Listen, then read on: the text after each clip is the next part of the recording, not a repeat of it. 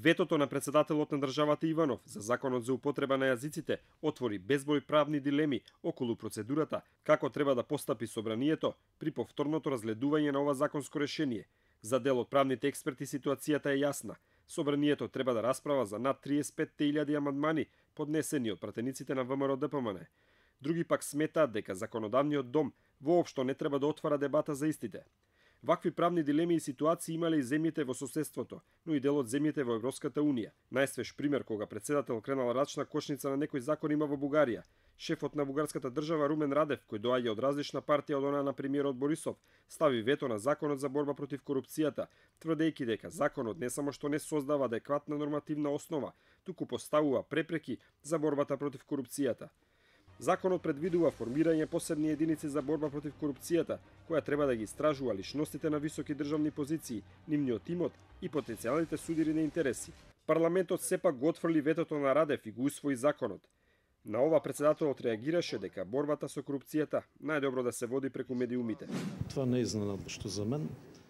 Ова не ме изненадува. Сите дебати за антикорупцијскиот закон покажуваат дека нема политичка волја за сеопфатна борба со корупцијата. Оставам оваа борба да ја водат граѓаните и медиумите. Според извештаите на Transparency International, корупцијата е рак рана на Бугарија и земјата има највисока стапка на корупција од сите земји во Европската унија. Радев е председател кој често го употребува инструментот вето.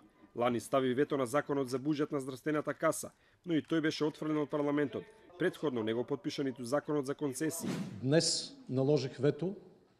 Денес стави вето на законот за концесии. Беше донесен со минимално мнозинство. Законот содржи одредби кои го ставаат во прашање доброто управување и правната држава. Создава можности за коруптивни практики на штета на државниот интерес. Сепак и ова негово вето не промени ништо и парламентот го изгласа законот. Слична ситуација имаше и во Србија во 2005-та, кога Тадич не го потпиша законот за влада со образложение дека е противуставен. Тадич, како и колегата Радев, го искористи овој инструмент дури 3 пати, и тоа во 2006-та за законот за радиодифузија и во 2011-та за законот за ДДВ. Председателот Николич за прв пат стави вето на законот за продажба на државните вили во 2015-та. Интересно е тоа што овој законот, како повторно беше вратен во парламентот, не беше усвоен од едноставна причина што владата се откажа од неговото донесување. Во уставот и законите на овие земји предвидено е дека и покрај правото на вето, сепак законодавниот дом го има последниот збор во одлучувањето.